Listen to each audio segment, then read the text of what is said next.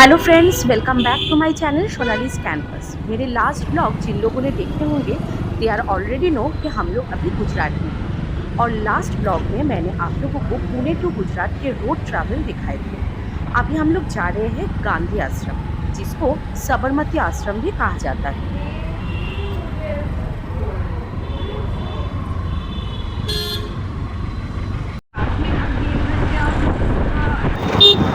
Snack shop से हम लोगों ने उबेर बुक कर लिया।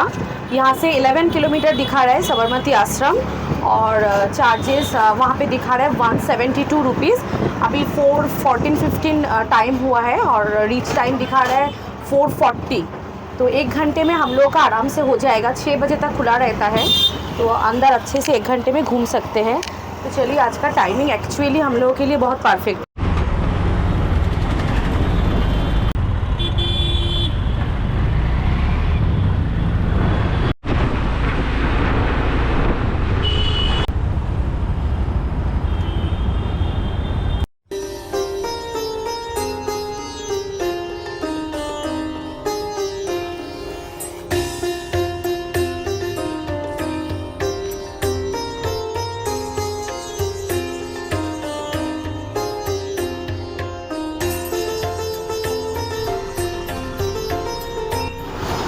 छत्तीस एकड़ में फैला हुआ ये साबरमती आश्रम 1917 में गांधी जी ने 17,000 रुपये से खरीदे थे, जिसकी स्थापना का मुख्य उद्देश्य भारत में स्वतंत्रता संग्राम और सामाजिक सुधार के लिए एक केंद्र बनाना था।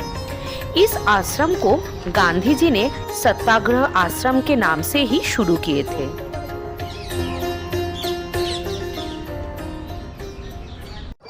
जहाँ प्रेम है वहाँ जीवन है। आज गांधी जी का एक छोटा सा प्रेम का स्वरूप इस आश्रम में देखने चले हैं। साबरमती आश्रम, जो पहले सत्याग्रह आश्रम से भी जाना जाता था।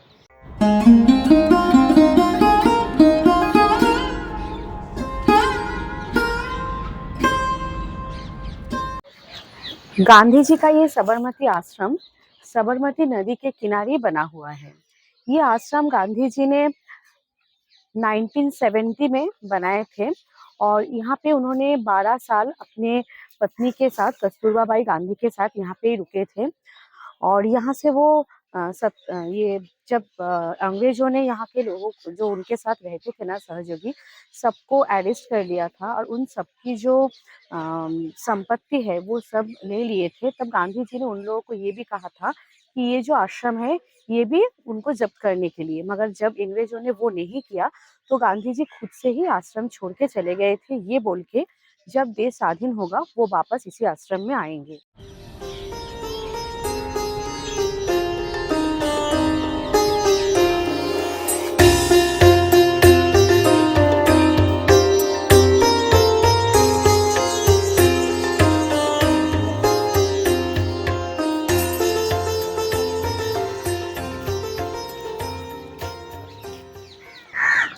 ये विनोबा कुटीर, और इसे मीरा कुटीर भी बोला जाता है, जहाँ पे विनोबा जी यहाँ पे रहते थे। गांधी जी के आश्रम में ही उनके अहिंसा के प्रति उनका प्रेम बस गया था, इसलिए वो गांधी जी के पास ही रह गए थे। और गांधी जी ने उनका नाम मीरा भी रख दिया था। जैसे कृष्ण के प्रेम में मीराबाई रह गई थी, वैसे ही विनोबा गांधी जी के अहिंसा के प्रेम में रह गई थी।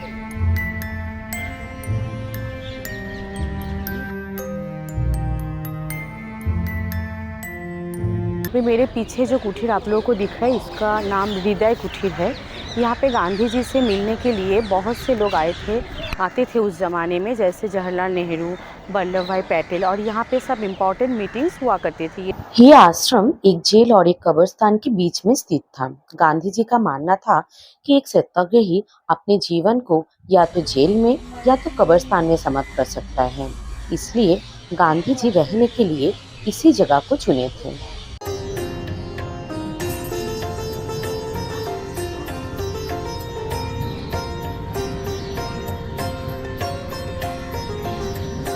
जैसे भी आपको यहाँ पे चश्मा दिख रहा है, उनका सैंडल्स दिख रहे हैं, प्लेट दिख रहा है, फिर बहुत सारे जो यूटेंसिल्स वो यूज़ करते थे, जैसे चम्मच, कांटा, फिर ये आश्रम को इंजीनियर चार्ल्स कोटिया ने बनाया था। ये आश्रम में पहले 40 से 50 लोगों का गुजारा होता था। धीरे धीरे ये संख्या बढ़ता गया।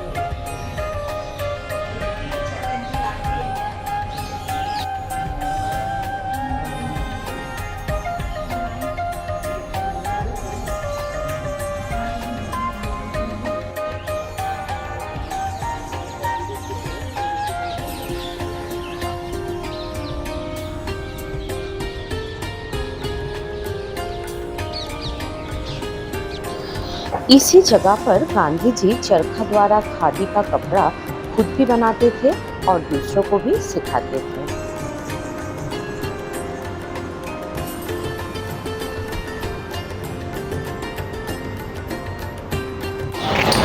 अभी जिस जगह के सामने हम लोग खड़े हैं ये है प्रार्थना भूमि। यहाँ पे प्रेयर हॉल जिसको हम बोलते हैं, ये वो जगह है। वो पीछे साबरमती रिवर था वो उस साइड में है और यहाँ पे गांधी जी का जो आश्रम है, जो कुटीर है, वो रहते थे। ये वाला जो है विदर कुटीर, ये अभी हम लोग देख के आए और वहाँ पे चरखा वगैरह भी था, वो भी हम देखे।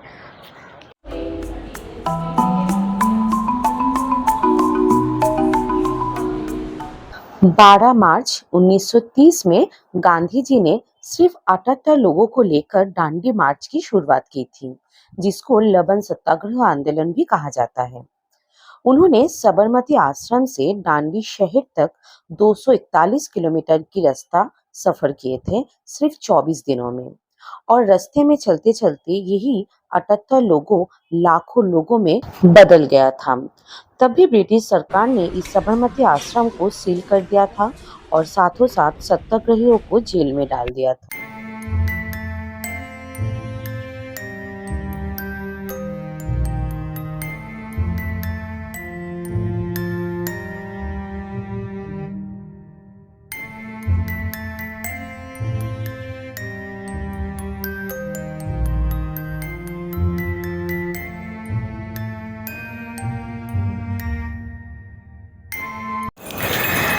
साबरमती आश्रम हम लोगों ने घूम लिया, हमें तो बहुत अच्छा लगा। आप लोगों को कैसा लगा हमें कमेंट करके ज़रूर बताना।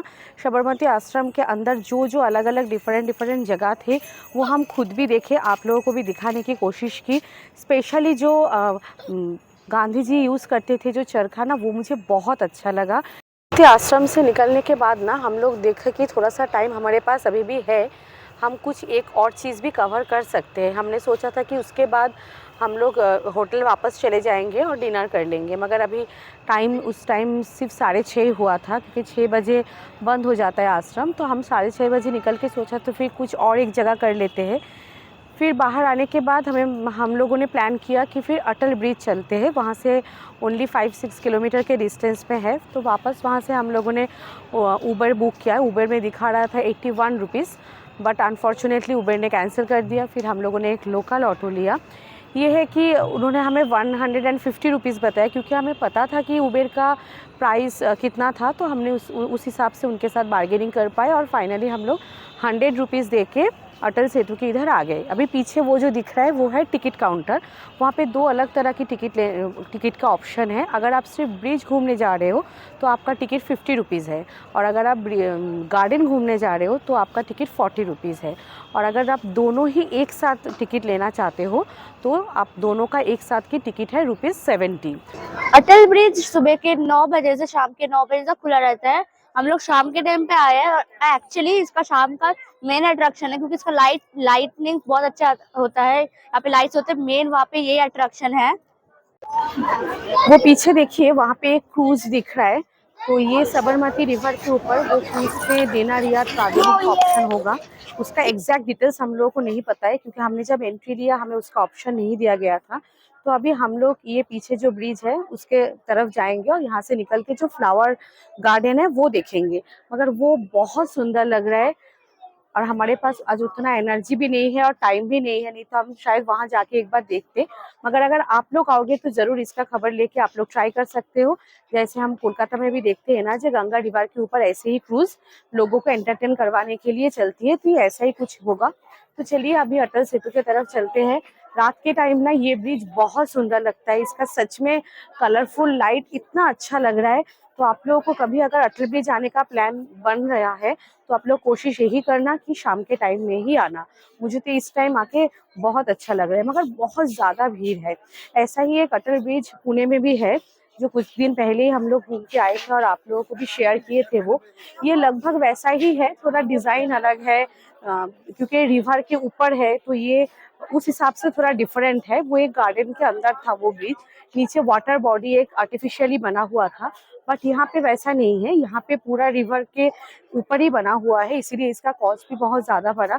जैसे हिया ने आप लोगों को अभी पता है कि ये बनाने में 75 करोड़ के आसपास का खर्चा आया था, बट जो कॉन्सेप्ट है वो थोड़ा आसपास ही है। यहाँ पे भी वही कलरफुल लाइट से ब्रिज बनाया गया है, फुट ब्रिज है, आप घूम सकते हो, थोड़ा टाइम स्पेंड कर सकते हो। फोटो सेशन के लिए स्पेशली बहुत सुंदर है, तो इवनिंग टाइम स्पेंड करने के लिए सच में बहुत अच्छी जगह है। इसके अटल ब्रिज के अंदर ना एक आइसक्रीम का स्टॉल था, तो हमने वो चांस नहीं छोड़ा। मैं और हिया अपने अपने पसंद का दोनों ने 2 आइसक्रीम ले ली।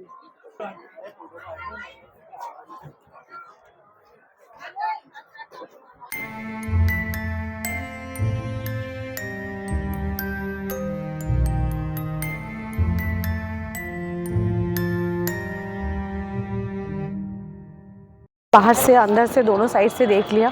अभी जा रहे हैं फ्लावर गार्डन की तरफ।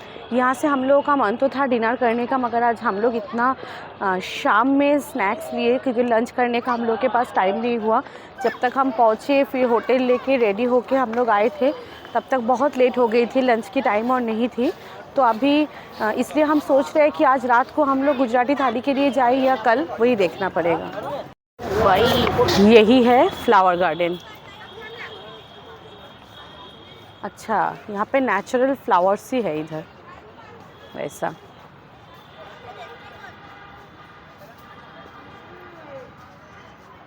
ये मिडिल पे ऐसे नेचुरल फ्लावर्स है। था उधर भी शायद वैसा ही है, इस साइड में भी वैसा बना हुआ है ऐसे स्टेप बाय स्टेप। वो देखिए यहाँ से अटल ब्रिज भी दिख रहा है फ्लावर गार्डन से। ये फ्लावर गार्डन और उसके उस साइड में है अटल ब्रिज। इस साइड में थोड़ा सा ऐसे बना हुआ है, इसके अंदर भी फ्लावर्स है। हम लोग और आज अंदर तक नहीं जा रहे, बहुत टायर्ड लग रहा है यहाँ से, अभी हम लोग वापस जा रहे। तो इसके अंदर ऐसे ही सारे नेचुरल फ्लावर्स के ऐसे प्लांट्स बनाया हुआ है। तो चलिए अभी यहाँ से निकलते हैं। हमारे यहाँ से होटल लगभग 5-6 किलोमीटर के डिस्टेंस, 5-6 किलोमीटर है, उससे ज़्यादा है ना। ये अटल ब्रिज के बाहर ना ऐसे फूड कॉर्नर बना हुआ है। यहाँ पे बहुत से शॉप है, रेस्टोरेंट, मतलब छोटा मोटा रेस्टोरेंट टाइप का है। एक डोसा सेंटर है, एक चाइनीज़ है, सारे वेज आइटम ही है। बट यहाँ पे 3-4 स्टॉल है, आइसक्रीम के स्टॉल है। तो अगर रात ज़्यादा हो जाए तो आप लोग इधर डिनर भी कर सकते हो। हम लोग एक्चुअली वही कर रहे हैं क्योंकि आज हम लोग को और कहीं जाने का मन नहीं हो रहा है, तो हम इधर से खाना पार्सल करके लेके जा रहे हैं। यहाँ पे जैसे पाव भाजी, डोसा, इडली ये सब मिल रहा है, चाइनीज़ आइटम मिल रहा है, मोमोज़ वगैरह मिल रहा है, छोले भटूरे इस टाइप के भी खाना मिल रहा है। तो आप कुछ भी ये करके चूज़ करके अपने हिसाब से डिनर कर सकते हो। साबरमती आश्रम के सामने मैं आप लोगों को बताई थी कि आज का ब्लॉग हम वहीं पे ख़त्म कर रहे हैं, बट वहाँ पे निकलने के बाद हम लोगों के पास थोड़ा टाइम था, तो हम लोग अटल ब्रिज भी आज घूम के गए। क्योंकि हम लोग जो 4-5 दिन के टूर प्लान करके आए हैं उसमें कोशिश करेंगे ज़्यादा से ज़्यादा नए चीज़ देखने के लिए और दिखाने के लिए, इसलिए जितना सा टाइम था उसमें हम लोग अटल ब्रिज भी देख के आए। तो इसीलिए आज का ब्लॉग अभी इधर सच में ख़त्म कर रहे हैं क्योंकि बहुत टायर्ड लग रहा है यहाँ से, और डिनर करके जो गुजराती थाली का प्लान था वो भी नहीं कर रहे हैं। कुछ ऑर्डर करके आज का रात थोड़ा सा रेस्ट लेंगे, फिर कल सुबह से एक नया दिन की शुरुआत होगी। तब तक के लिए बाय।